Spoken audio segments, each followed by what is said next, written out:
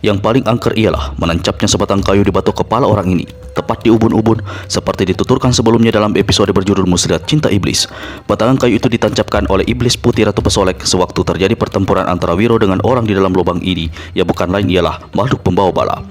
Muka bangkai, apakah itu kau yang datang?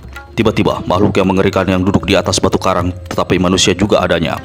Suaranya keras tapi sembar karena lehernya yang robek. Tubuh bungkuk yang berkelebat dari arah utara melesat dan jejakkan dua kakinya di depan manusia yang angker yang duduk bersila di atas batu karang. Lalu terdengar suara tawanya keras dan panjang. Makhluk pembawa bala sobatku bertubuh baja berhati besi. Aku gembira melihat kau tetap berada di sini. Itu satu tanda kesetiaan yang hebat luar biasa.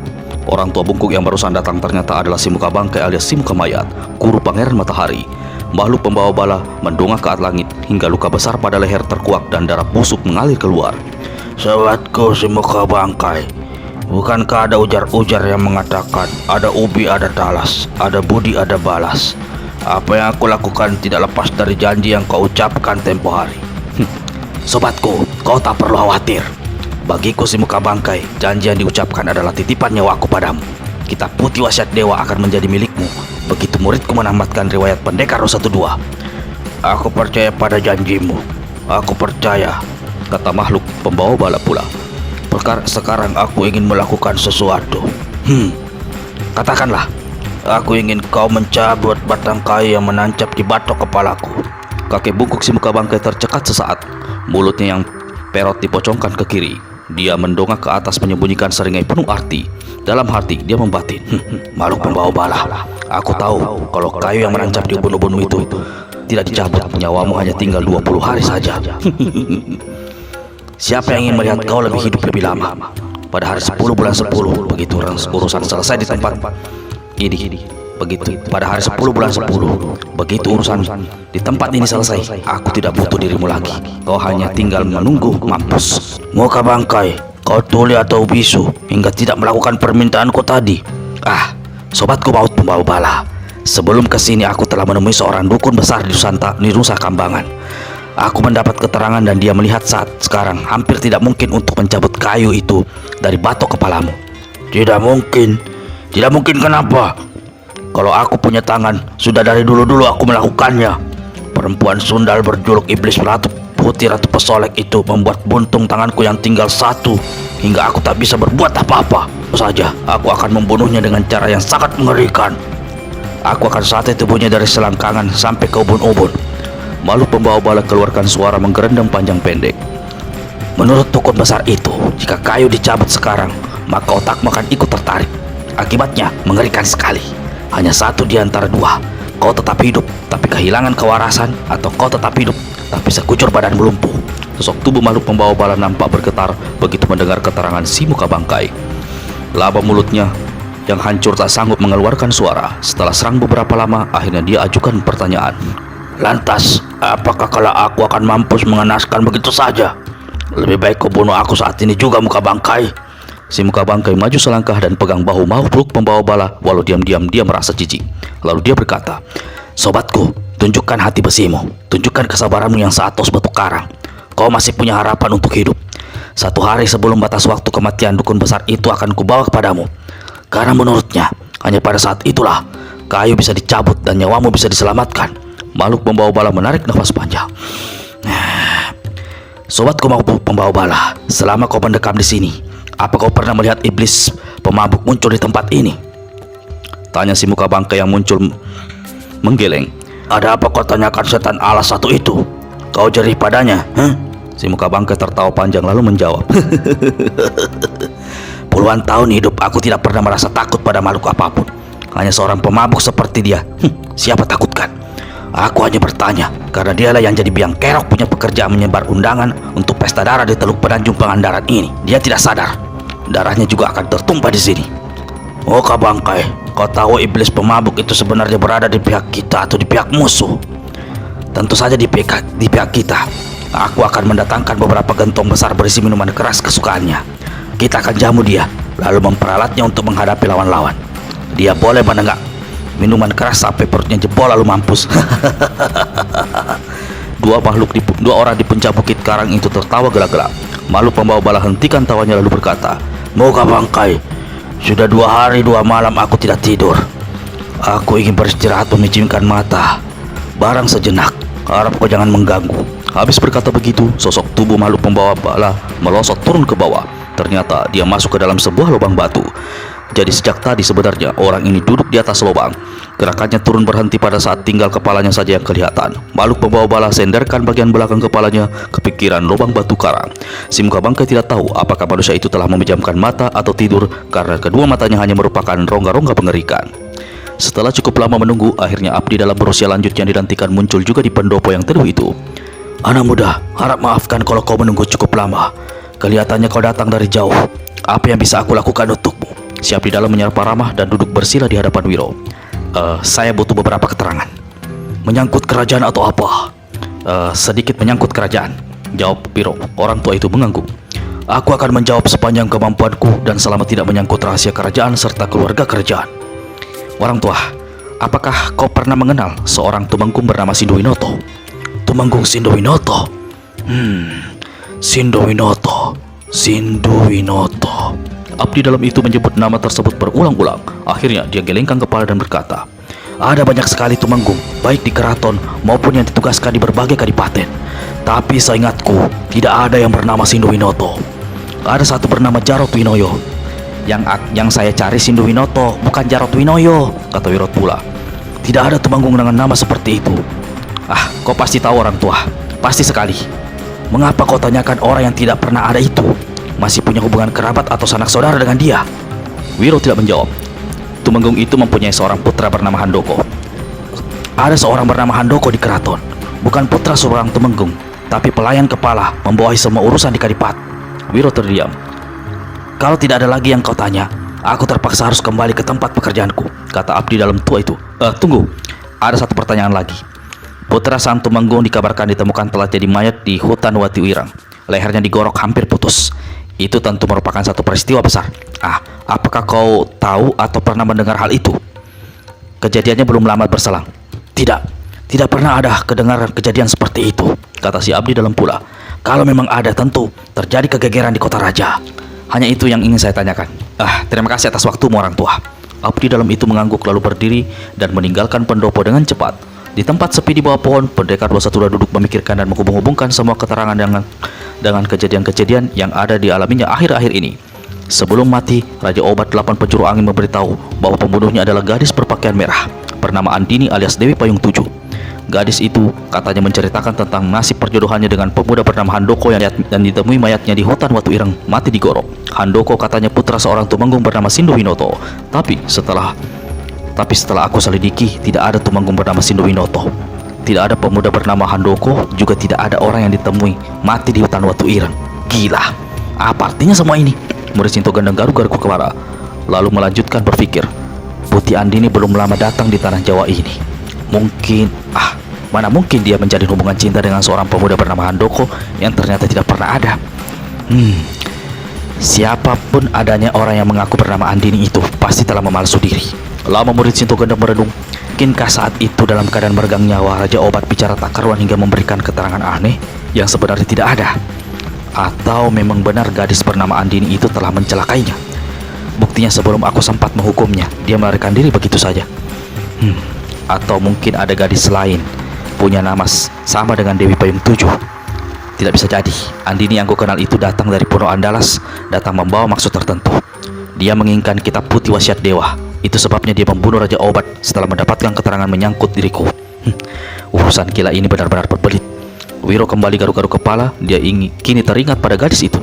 Bidadari angin timur, teka-teki apa yang kuberikan kepadaku? Kita bercinta. Kuberikan kitab putih wasiat dewa padamu, lalu kau menghilang begitu saja, seolah ingin melarikan kitab sakti itu untuk selama-lamanya. Lalu ketika kau tiba-tiba muncul, sikapmu aneh. Kau seolah tidak ingat lagi apa-apa yang telah kita lakukan. Dia bahkan menampar mukaku. Bagaimana aku bisa mendapatkan petunjuk bahwa memang gadis itu mempunyai saudara kembar? Lalu bagaimana aku bisa memastikan yang namanya bidadari ingin timur asli yang membawa kitab itu? Gila, gila sekali. Hari 10 bulan 10 hanya tinggal 10 hari lagi. Pangeran Matahari tentu sudah menyiapkan segala sesuatunya. Aku masih saja sibuk dengan persoalan gila ini. Aku benar-benar ingin menemui seseorang yang bisa diajak bicara dan memberi petunjuk. Tapi siapa? Guruku, entah di mana berada sekarang. Kakek segala tahu terlalu sulit untuk dicari. Kalau saja tiba-tiba terdengar derap suara kaki kuda mendatangi dari arah kiri. Dalam waktu bersamaan dari arah kanan terdengar suara orang menyanyi. Tak karuang diselingi tertawa hahaha. Aku punya firasat, orang berkuda di sebelah kiri dan orang yang menyanyi dari ke arah kanan akan bertemu di tempat ini. Sesuatu akan terjadi di sini. Pemikir sampai di situ, Wiro segera menyelinap di balik serumputan semak belukar tinggi dan lebat. Penunggang kuda muncul duluan, malah hentikan kudanya tak jauh dari semak belukar tempat pendekar 12 bersembunyi. Sepasang mata Bortius Nito Gandang ini terbeliak besar ketika melihat siapa adanya penunggang kuda itu. Seorang gadis berpakaian merah berparas jelita tanpa rias dan bukan lain adalah Dewi Patung Payung 7 alias Putih Andini. Begitu melihat gadis ini, Wiro segera saja hendak melompat keluar dari balik semak belukar. Pembunuh Raja Obat, penggantung bidadari yang timur. Kali ini jangan harap bisa lolos dari tanganku, kertaknya sambil kepalkan tangan. Baru saja Wiro hendak bergerak, tiba-tiba Dewi Payung 7 melompat turun dari kudanya. Setelah menurunkan bungkusan, binatang itu dihalaunya satu tempat. Lalu dengan cepat dia menyelinap ke balik semak belukar di tempat mana murid Sito Gandang mendekam. Sadar kalau di sampingnya ada seorang lain, Dewi Payung 7 perlahan-lahan palingkan kepala. Gadis itu terjatuh terduduk dan beringsut mundur di tanah saking kagetnya ketika melihat siapa yang ada di dekatnya. Pendekar 12 menyergap. Sekalipun kau lari ke ujung dunia, ternyata akhirnya kau datang juga menyerahkan diri untuk menerima hukuman. Pemuda Sinting, siapa bilang aku mau menyerahkan diri? Kaki kanan Dewi Payung 7 melesat ke arah kepala pendekar 12. Kalau saja Wiro berlaku air dan terlambat menyingkir, pasti hidungnya akan remuk dan bibirnya pecah dihantam tendangan keras itu. Begitu serangannya meleset, Dewi Payung 7 cepat berguling di tanah dan menyambar bungkusan yang tadi diturunkannya di atas kuda. Sesaat kemudian gadis ini telah tegak sambil memegang payung hitam, sementara dua payung lainnya hijau dan putih dilemparkan ke udara, langsung mengembang mengapit dirinya, satu di kiri dan satu di kanan. Ketika Wiro bergerak mendekatinya dan gadis ini membentak, "Tetap di tempatmu. Tunggu sampai aku menyelesaikan urusan dengan orang gila satunya itu." Orang gila satunya siapa yang dimaksudkan gadis ini? Bertanya Wiro dalam hati. Saat itu, suara orang menyanyi diselingi tawa datang semakin dekat. Hanya tinggal beberapa langkah lagi dari depan semak belukar, suara orang yang bernyanyi dan tertawa mendadak lenyap. Lalu terdengar suara seruan. Tidak ada hujan, tidak ada panas terik. Mengapa ada dua payung mengapung di udara? Setan kaya memegang payung-payung itu hingga tidak terlihat wujudnya. Lucu juga. Coba ku ambil yang warna putih. Terdengar suara orang berkelebat. Satu sosok tubuh muncul di atas rumpun semak belukar sambil mengelurkan tangan untuk menyambar gagang payung putih. Pada saat itu juga, Dewi Payung 7 hentikan tangan 2 kali berturut-turut. Payung putih menukik, lalu melesat ke depan. Ujung runcinya menyambar ke arah kepala orang yang berusaha hendak mengambilnya. Payung kedua yang berwarna hijau datang dari samping laksana gerinda besar menyambar ke arah pinggang. Walah, hihihi. Siapa yang berani mengajak bersenda gurau pada siang bolong begini? Siapa yang hendak menjebol batu kepalaku, memutus tubuhku? Orang yang mendapat serangan dua payung keluarkan seruan. Di udara, tubuhnya bergerak aneh tak karuan seolah jungkir balik ditiup badai. Saat kemudian, sosok yang jungkir balik itu laksana batu jatuh dan masuk menyangsang ke dalam semak belukar. Payung hijau membabat ujung semak belukar hingga putus mental laksana ditebas golok tajam. Payung putih membalik dan melesat ke udara. Dewi Payung 7 begitu melihat serangan yang gagal segera menyergap dan tusukkan payung hitamnya yang telah lebih dahulu dikuncupkan. Walah, apalagi ini? Seru si orang yang serang ke dalam semak belukar. Tangan kirinya diangkat melindungi kepalanya yang hendak ditusuk, dan satu gerakan aneh sementara dua kakinya mencak-mencak tak karuan, sedang dari mulutnya keluar suara tawa hahaha. Dewi Payung 7 merasakan gerakannya menusuk tertahan, dikerahkan tenaga dalam, tapi sia-sia. Payung tak bisa bergerak sedikit pun. Malah tiba-tiba dia melihat satu tangan kurus kering menyelinap di bawah payung sebelum dia sempat berbuat sesuatu. Tahu-tahu tangannya yang memegang payung telah dicengkram orang. Putih Andini terpekik kaget. Tiba-tiba tubuhnya terangkat melayang ke atas. Saat kemudian melayang turun ke bawah sampai kedua kakinya mengejek di tanah. Hahaha, sungguh sedap berpayung-payung dengan gadis cantik jelita. Cucuku manis, ayo kita menari payung bersama-sama. Aku akan menyanyi sambil kita menari. Hihihi. Lalu terdengar suara orang menyanyi membawakan lagu tak karuan. Putih Andini berusaha melepaskan diri, tapi dirinya laksana dibungkus satu kekuatan yang tidak bisa dilawannya. Tangan kanannya yang terpentang ke atas memegang gagang payung hitam. Lengan kanannya sendiri dipegang orang. Lalu ada satu tangan merangkul pinggangnya. Sesaat kemudian tubuhnya terdorong ke kian kemari. Dia seperti tidak menginjak tanah dan mengikuti saja kemana tubuhnya didorong dan ditarik. Secara sadar dia mengikuti saja melakukan tarian aneh. Dewi Payung 7 dan pertama kali palingkan kepala melihat siapa yang mengajaknya menari ke gerabak kerubuk secara aneh seperti itu. Begitu melihat paras orang, maka terpekiklah gadis ini. Paras itu paras seorang kakek yang bukan lain paras manusia. Lebih menyerupai tengkorak karena kulit menutupi sekujur mukanya sangat tipis. Di atas pipi dan rongga mata yang sangat cekung dan berselang dua buah mata mendelik besar. Di atas muka tak berdaging itu tumbuh rambut putih jarang. Orang ini memelihara kumis dan janggut putih dan mengenakan pakaian serba putih. Melihat si gadis menjerit ketakutan, orang itu lepaskan rangkulannya dan batuk-batuk beberapa kali. Kalau mengikuti kemauan rasanya ingin aku menari bersamamu sampai pagi cucuku. Tapi umurku sudah sangat lanjut. Badan rongsokan ini sudah tidak mau lagi diajak berleha-leha. Anak muda, apa kau mau meneruskan tarian tadi bersama cucuku ini? Menyesal kalau kau sampai menolak menggandeng gadis secantik ini. Orang tua bermuka jerangkong itu lalu melambaikan tangannya ke arah Pendekar 212 Wiro Sableng. Pendekar 212 yang sejak tadi menyaksikan apa yang terjadi di depannya dengan mata melotot tiba-tiba berteriak keras, "Guru!" Lalu dia melompat ke hadapan orang tua berpakaian putih dan membungkuk dalam-dalam. Anak tolol, kusuruh kau menari dengan gadis cantik cucuku itu, kau malah berbasa-basi. Hilang sudah kesempatanmu. Tua Bangka Edan, aku bukan cucumu. Putih Andini tiba-tiba berteriak tak kalah kerasnya. Walah, bagaimana bisa jadi takaruan begini? Si orang tua berkata sambil tertawa dan usap-usap janggut putihnya. Tubuhnya terhuyung-huyung kian kemari seperti ilalang ditiup angin. Aku Putih Andini, murid Sabainan Rancak dari Gunung Singgalang. Guruku memberi tugas untuk mencari dan membunuhmu. Gadis keji pembunuh Raja Obat, jangan kau berani kurang ajar ke hadapan guruku. Oh, jadi tua bangka gila ini gurumu? Bagus, biar kalian mampus satu kubur berdua. Teriak Dewi Payung 7 lalu menyergap dengan tusukan payung hitam. Si kakek palangkan tangan kirinya yang kurus kering. Payung hitam mencelat ke kiri. Anak gadis, mari kita bicara dulu. Siapa sudi bicara dengan orang tua gila? Bicara saja nanti dengan malaikat baut. Gadis bermulut kotor, biar ku robek mulutmu. Teriak Wiro, gerakannya tertahan karena bahunya cepat dipegang oleh orang tua di sebelahnya. Tidak usah marah, gadis itu betul. Aku memang orang tua bangka gila. Itulah sebabnya aku dipanggil orang tua gila. Bukan begitu? Hihihi.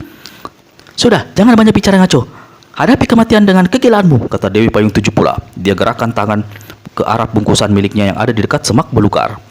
Sekali dia menggerakkan tangan, 4 buah payung melesat keluar dalam bungkusan itu. 6 buah payung mengembang di udara. 1 berada dalam genggamannya. Wiro memperhatikan ternyata kini Putih Andini telah memiliki sebuah payung merah yang dulu pernah dihancurkannya.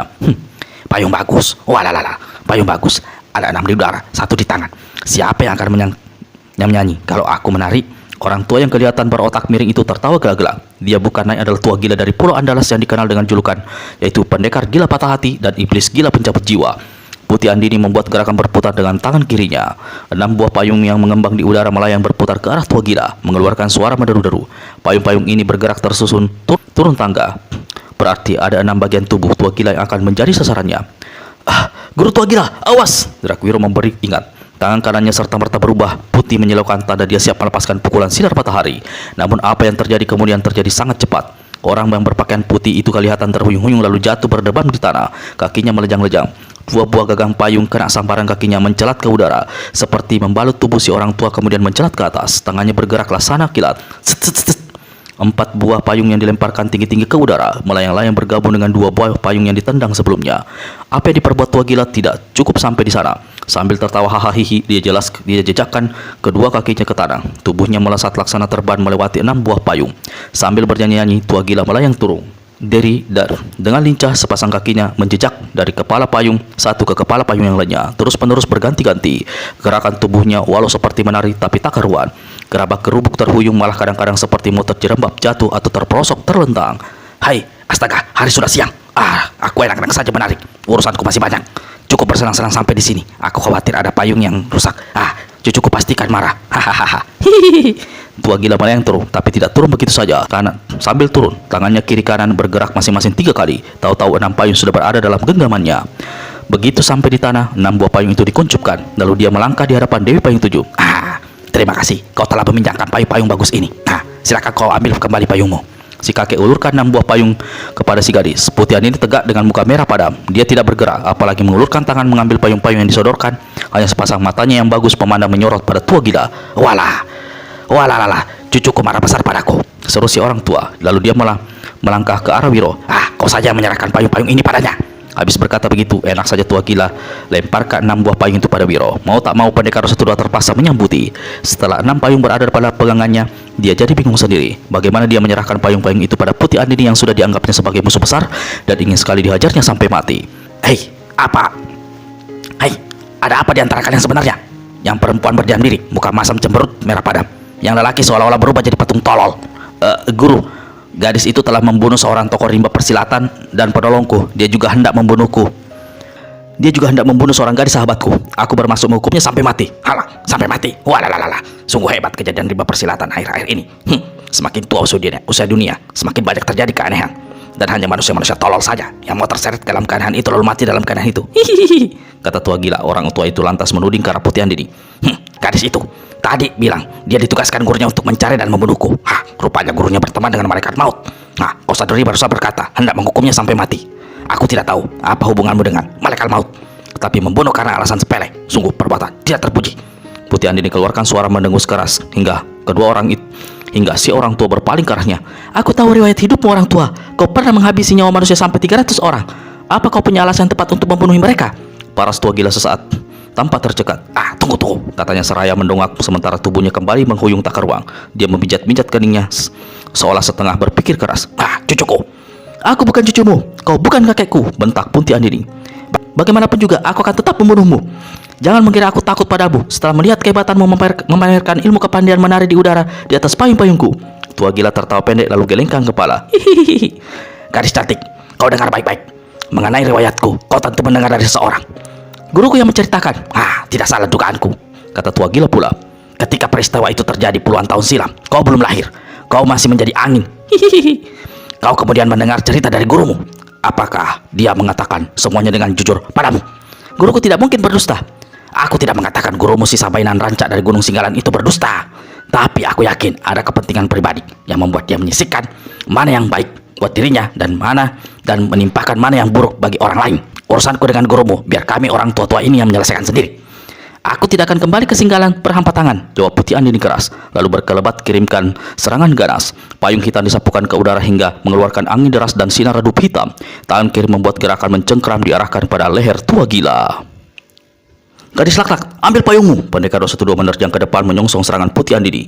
Enam buah payung yang sejak tadi dipegangnya dilemparkan ke arah si gadis. Lemparan itu bukan lemparan biasa karena disertai tenaga dalam.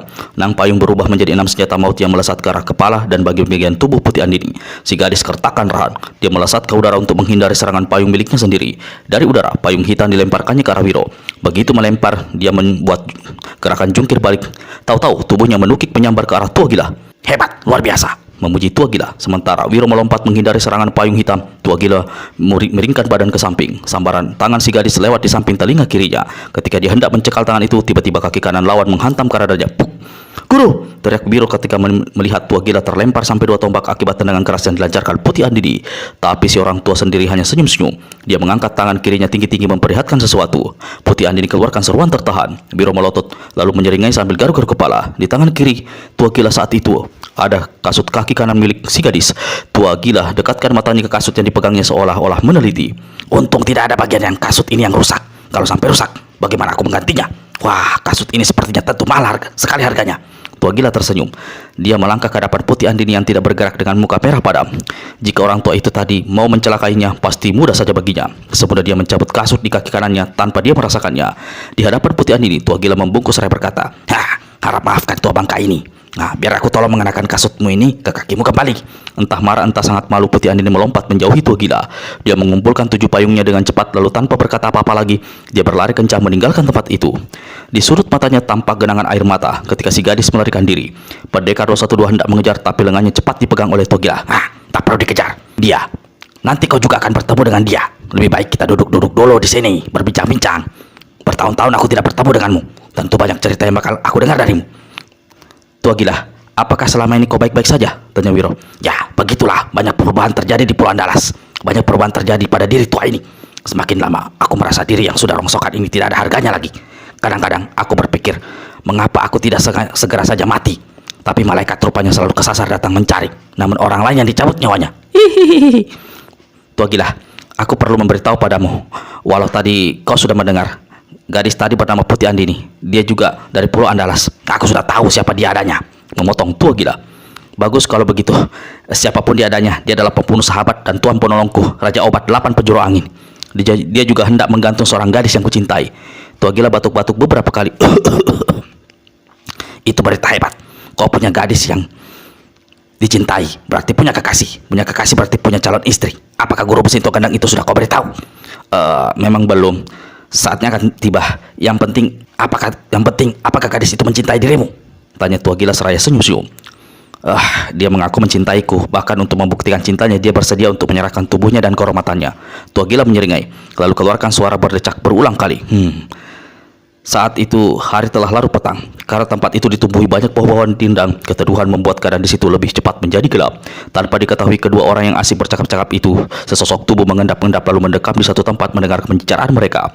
Wiro pandangi orang tua di hadapannya lalu bertanya, kenapa kau menyeringai Tua Gila? Seperti kau menganggap cinta itu satu ketololan.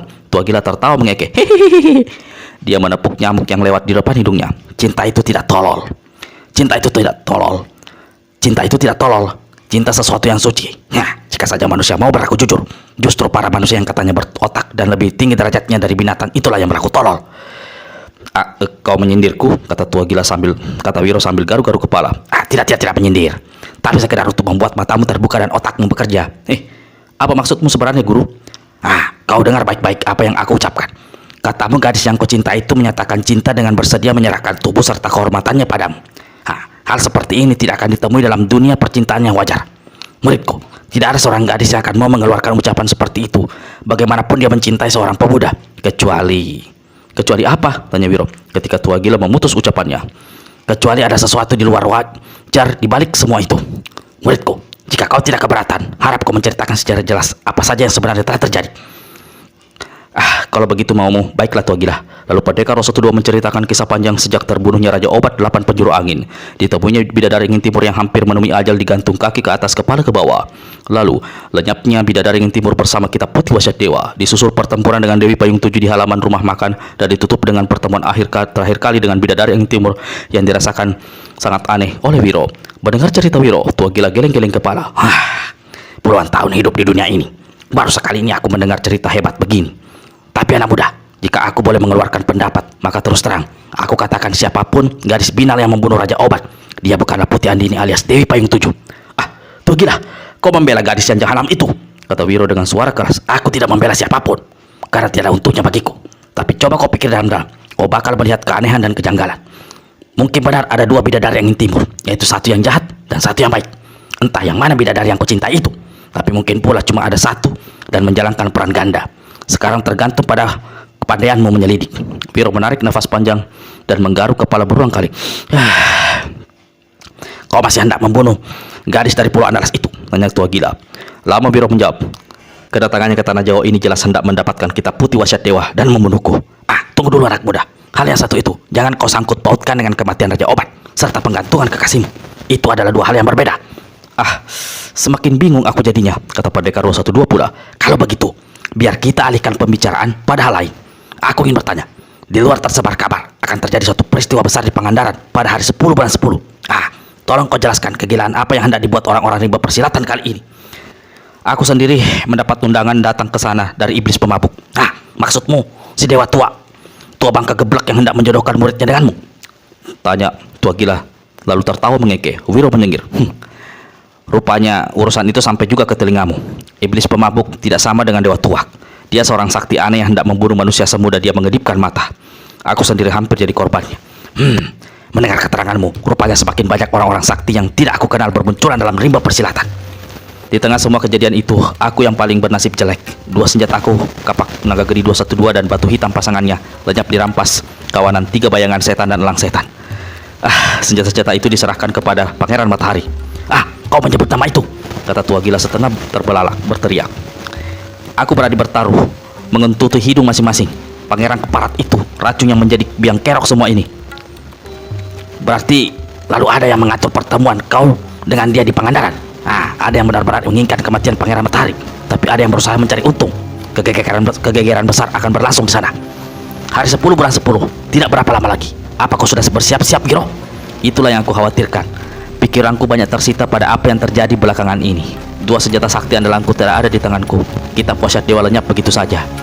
Lalu Pangeran Matahari telah menguasai kitab Wasiat Iblis. Tugasmu berat amat, muridku. Kalau saja nyawa ada 3, aku tidak akan ikut-ikutan bingung, kata Tua Gila dengan nada sedih. Tapi lantas tertawa mengekeh membuat Pendekar Rosa II jadi jengkel. 3 bayangan setan akan menjadi salah satu musuh berat bagiku, kata Wiro. Dia memiliki ilmu iblis yang membuatnya tidak bisa dikalahkan, tidak bisa mati. Iblis pemabuk pernah mengatakan padaku kelemahan manusia itu. Tapi aku tidak bisa memecahkan petunjuknya. Apa yang dikatakannya padamu? Tanya Tua Gila pula. Tepat tengah hari bolong, pilih yang di tengah. Dasar iblis pemabuk. Memberitahu pun tidak karuan, menggerutu Tua Gila. Sulit aku memecahkan petunjuk itu. Mungkin aku harus mabuk dulu baru bisa menerka. Tapi menurut keteranganmu, dia memiliki ilmu hitam aneh. 3 makhluk jajajian berbentuk raksasa keluar dari kepalanya. Dan Ucapan tua gila terputus ketika tiba-tiba dia melihat sesosok bayangan berkelebat di kegelapan. nah, ada orang mencuri dengar semua pencarian kita. Seru situ orang tua. Serta merta dia melompat ke arah kegelapan. Wiro mengikuti. Sial, Gerutu tua gila. dia berhasil melarikan diri. Sosoknya seperti sosok perempuan. Wiro mendongak lalu menghirup udara berulang kali. Kulihat kau seperti babi bunting yang mau beranak, Kata tua gila tertawa mengekeh. hehehe. Apa yang tengah kau lakukan? Aku berusaha membawi. Kalau bidadari angin timur yang muncul biasanya harum tubuh dan pakaiannya masih tertinggal beberapa lama. Lalu apa kau mencium bau tubuh dan harum itu? Wiro menggeleng. Berarti bukan bidadarimu itu, Ujar tua gila. Dia memandang berkeliling. astaga. Ternyata malam sudah tiba. Aku harus meninggalkanmu, muridku. Tua gila, tunggu dulu, panggil Wiro. Tapi sang guru sudah lenyap dalam kegelapan malam. Mengenai tua gila, harap baca serial Wiro Sableng berjudul Banjir Darah di Tambul Turan. Ada di channel ini. Pendekar 102 dudukkan diri di bekas tua gila duduk. Saat itu, dia baru disadarinya betapa letihnya sekujur tubuhnya. Dia berusaha mengatur jalan nafas dan peredaran darah namun tidak mampu memusatkan pikiran. Wajah bidadari ingin timbul muncul silih berganti dengan watak Dewi Payung 7. Siapa di antara kedua gadis itu yang bisa dipercayainya? Putih Andini jelas tak bisa kupercaya. Dia datang membawa tugas untuk membunuhku. Tapi bidadari ingin timur sendiri setelah mendapatkan kitab wasiat dewa, mengapa bersikap aneh terhadapku? Sampai-sampai aku ditamparnya. Sialan betul. Wiro bangkit berdiri. Saat itu terbayang pula paras Ratu Duyung di pelupuk mata Wiro. Bagaimana keadaan gadis itu? Kasihan kalau dia tidak sampai mendapatkan jalan keluar penyembuhan atas kutukan yang dialaminya. Kalau saja dia ada di sini, mungkin banyak petunjuk yang bisa kudapatkan. Mungkinkah dari sini aku dapat melihatnya? Pendekar 212 lantas berdiri menghadang ke arah pantai selatan. Kedua matanya dikedipkan 2 kali, dan kini dia mengarahkan ilmu melihat jauh yang disebut penebus pandang yang didapatnya dari Ratu Duyung. Ratu, perlihatkan dirimu. Dalam hati Wiro membatin. Mula-mula hanya kegelapan yang terlihat, lalu samar-samar muncul bentangan laut luas. Ratu Duyung, bisik pendekar 102. Dadanya berdebar ketika tiba-tiba dia melihat sosok tubuh seorang perempuan berjalan membelakanginya. Di kepalanya ada sebuah mahkota biru, pakainya terbuat dari untayan manik-manik berkilauan. Aku berhasil melihatnya. Dia melangkah memasuki sebuah ruangan. Aku pernah berada di ruangan itu. Dia keluar dari ruangan, memasuki sebuah lorong. Sayang, aku tidak dapat melihat wajahnya. Di ujung lorong ada satu ruangan aneh, berbentuk bundar. Di tengah ruangan, apa itu? Satu benda setinggi manusia tertutup selubung kain. Ratu Duyung menarik kain penutup. Astaga! Aku melihat diriku berdiri tepat di tengah ruangan bundar itu. Bukan diriku, tapi sebuah patung. Ratu Duyung memeluki patung diri. Aku malah perlahan Ratu Duyung letakkan kepalanya di dada patung. Tangannya merangkul ke punggung patung. Ketika kepalanya digeserkan ke samping kanan, Wiro dapat melihat sebagian paras ratu. Ada air mata menggelinding jatuh ke pipinya yang licin. Wiro merasakan tenggorokannya seperti tersekat. Kepalanya berdenyut. Bayangan ruangan bundar, Ratu Duyung dan patung dirinya lenyap dengan seketika. Patung itu, kata Wiro dalam hati. Waktu aku di sana, tak pernah aku melihat. Berarti sengaja disembunyikan. Sejak kapan diriku dalam bentuk patung berada di tempat itu? Anehnya dunia ini. Wiro bangkit berdiri dengan pikiran dibuncah oleh berbagai hal. Dia tinggalkan tempat itu. 8 bayangan merah berkelebat laksana topan menuju danau Karang Pucung yang terletak di tengah rimba belantara sunyi sepi. Di tengah danau yang cukup luas itu terlihat satu bangunan bambu bertingkat 2. Antara tepi danau dengan bangunan bambu sama sekali tidak ada jembatan penghubung. Juga tidak kelihatan perahu atau getek di sekitar situ. Yang tampak hanya potongan-potongan bambu menyambul setinggi 2 jengkal di atas permukaan air danau yang tenang. Potongan bambu itu ditancap ke dasar danau demikian rupa hingga berjarak 1 tombak satu dengan yang lainnya, membentuk garis-garis patah mulai dari salah satu tepi danau sampai ke 8 bangunan bambu. 8 bayangan tadi yang ternyata memiliki keringanan tubuh luar biasa menjejakkan kaki dari satu ujung bambu ke ujung bambu berikutnya hingga akhirnya menjadi serambi bawah rumah bambu. Serambi itu tidak seberapa besar, sedikit pun tidak bergerak. Namun diberati oleh 8 sosok tubuh tinggi besar berjubah merah darah, sedikit pun tidak bergerak, apalagi miring. 8 manusia ini memiliki kepala botak pelontos bercat kuning. Masing-masing kepala dihias dengan 1 angka, mulai dari angka 1 sampai angka 8. Luar biasanya, 8 orang berjubah dan botak ini memiliki wajah mirip satu sama lainnya. Mereka inilah yang dijuluki 8 tokoh kembar. Selama beberapa tahun mereka malah melintang di kawasan timur mencari pengalaman sambil menimba ilmu. Kini mereka muncul di barat setelah mendengar banyak hal-hal menarik dalam ritme persilatan di kawasan ini. Orang yang kepalanya berangka 1 begitu menjejakkan kaki di lantai batu, memberi tanda pada 7 kawannya yang menyusul satu persatu. Jauh-jauh kita datang ke sini. Ternyata sudah kedauan orang, kata si nomor 1. Kalau tamu tak diundang, masuk ke tempat kediaman kita. Si botak nomor 4 memandang berkeliling. Aku sudah punya firasat sejak berada di tepian danau ini tadi. Kita harus menggeledah seluruh bangunan ini. Mengapa susah-susah menggeledah segala? Kata orang si botak nomor 3. Mari kita berjingkrat-jingkratan. Ingat waktu kita masih kanak-kanak dulu, bermain di atas rakit di Muara Kali Jatiroyo. Ah, kau betul. Mari kita boleh saja, kata si botak nomor 8, yakni tokoh kembar yang paling bungsu.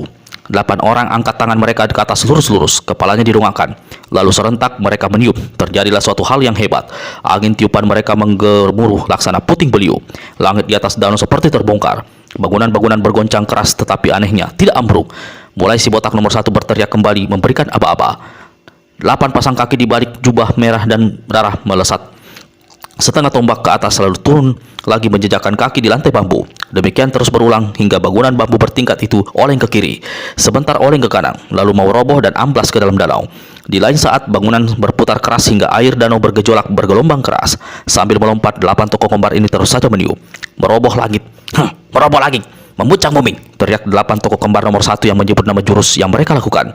7 saudaranya menyambut dengan teriakan keras, lalu kembali meniup dan terus menjingkrat-jingkrat. Bangunan bambu berderak-derak, gelombang air danau semakin mempuncak. Sambil menyelam, minum air, hahaha, sambil mencari penyusup, memungkinkan. Lihat, kita kejatuhan rezeki, si botak nomor 6 berseru sambil menunjuk ke arah seputar air danau. Saat itu di permukaan air danau kelihatan mengambang puluhan ikan besar menggelepar-gelepar. Akibat perbuatan 8 tokoh kembar yang seolah membuncah air danau, ikan-ikan yang ada di danau itu menjadi mabuk, naik ke atas air dalam keadaan setengah mati setengah hidup. Ha, saudara-saudaraku, tiba-tiba si bungsu nomor 8 berseru. Tamu gelap kita sudah ikut mabok. Lalu dia melayang turun dari bangunan 8 atas. Aduh, harumnya. 8 pasang mata ditujukan ke bangunan bambu di sebelah atas. Dari sebuah jendela yang terbuka tampak melayang sosok tubuh perempuan berambut pirang, berpakaian biru tipis. Angin kencang menebar bau harum yang keluar dari tubuh dan pakaiannya. Amboy, tamu gelap kita ternyata seorang bidadari, teriak si botak nomor 1. Pakaian tipis sekali. Aku dapat melihat setiap lekukan tubuhnya, seru si botak nomor 7. Sosok yang melayang itu begitu menjejakkan kaki di lantai bambu segera saja dikurung oleh 8 lelaki botak berjubah merah. Karena bangunan itu tidak seberapa besar, maka yang terkurung dan mengurung hanya terpisah beberapa jengkal saja. 8 pasang mata membeliak menyaksikan wajah seorang gadis cantik jelita mengenakan pakaian tipis biru tembus pandang. 8 tokoh kembar berdiri dengan rangkapkan tangan di muka dada, memandang tak berkedip, sementara gadis berbaju biru itu sesaat tampak tegak dalam keadaan masih menghuyung, pertanda jurus meroboh langit membuncak bumi yang dimainkan oleh 8 tokoh kembar tadi masih mempengaruhinya. Itulah yang menyebabkan dia tidak dapat bertahan lebih lama di bangunan sebelah atas dan terpaksa turun ke bawah. Kalian semua dengar, tiba-tiba si gadis berkata sambil rapi karena moodnya yang pirang. Jangan salah sangka, aku bukan tamu gelap. Bagus, tokoh nomor 2 menyahuti. Kalau begitu, siapa dirimu? Harap beritahu nama. Aku datang dengan maksud bersahabat. Mengenai namaku, kau boleh saja menyebutku bidadari. Apakah kau rasa itu cocok? Sambil bertanya, gadis berbaju biru menarik nafas panjang hingga dadanya yang montok membusung. Apalagi saat itu bagian atas pakaiannya agak tersingkap hingga semua mata dapat melihat satu pemandangan mencolok menebarkan. Cocok, kau sangat cocok, berkata si nomor 2. Bidadari berambut pirang. Kami ingin tahu maksud kedatanganmu, maksud kebangunan ini tanpa setahu dan izin kami. Tokoh kembar nomor 5 ajukan pertanyaan. Gadis berpakaian biru lemparkan senyum manis, lidahnya dijulurkan sedikit untuk membasahi bibirnya.